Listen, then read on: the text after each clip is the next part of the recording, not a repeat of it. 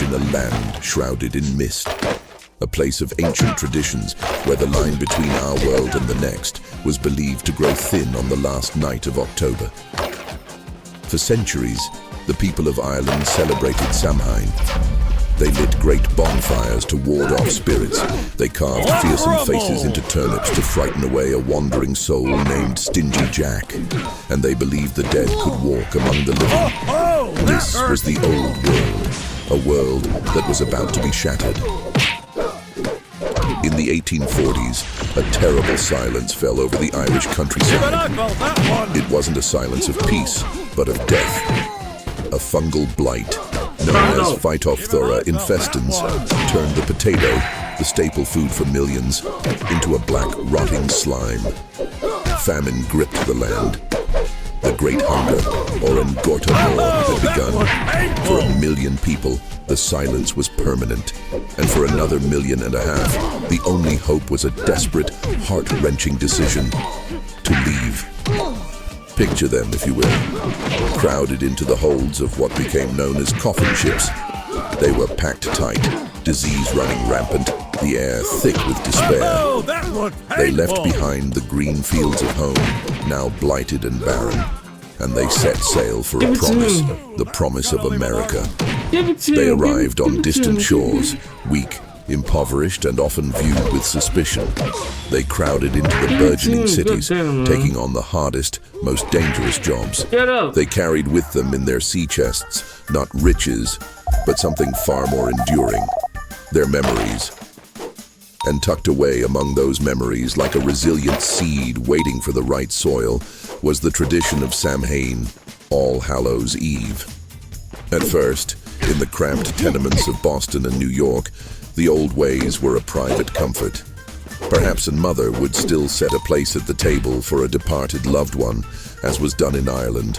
Perhaps a father would tell his wide-eyed American-born children the old story of Stingy Jack and his glowing turnip, his voice a whisper of a world they had never known.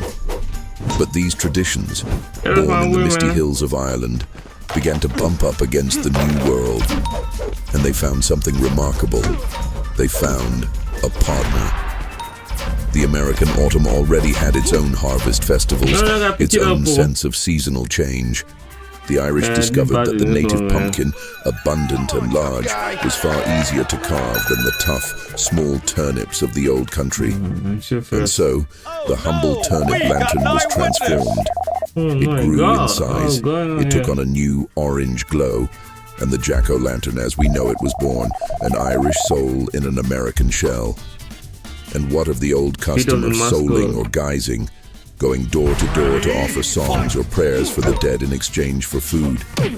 In impoverished Irish neighborhoods, it began to re-emerge. Children, dressed in simple homemade costumes, would knock on doors, not asking for soul cakes, but for coins or treats. They would play a trick, a minor prank, if they were turned away empty-handed. It was a practice born of ancient belief, filtered through the harsh reality of poverty, and it began to capture the imagination of their new neighbors. It didn't happen overnight. For decades, Halloween was largely confined to these immigrant communities. It was sometimes rowdy, sometimes seen as a night of mischief, even menace. But the seed had been planted. The Irish, once scorned, were slowly weaving themselves into the fabric of American life. And as they did, they brought their spooky, magical, delightful holiday with them. By the early 20th century, community leaders saw an opportunity. Instead of trying to suppress the mischief, why not tame it? Why not transform it into a community-wide, child-centered celebration? They organized town parties, parades, and encouraged the trick-or-treat practice as a way to avoid vandalism. The timing was perfect.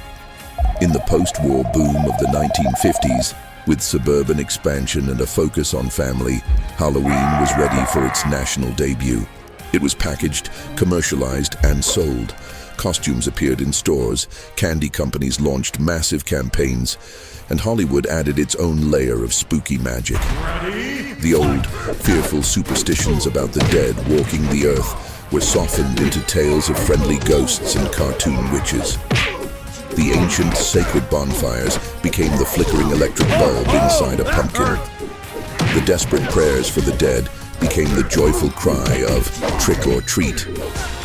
So when you put on a costume this Halloween, when you carve a pumpkin or watch your children run through the streets with glowing bags, you are participating in a story that crossed an ocean. You are touching a living piece of history. You are part of a tradition that was kept alive in the hearts of a people who had lost almost everything else. They fled darkness, carrying a single glowing ember of their culture. And in a new land, that ember caught fire. If you enjoyed this history story, the next story is unbelievable. Oh, I don't know if that's gonna pop out.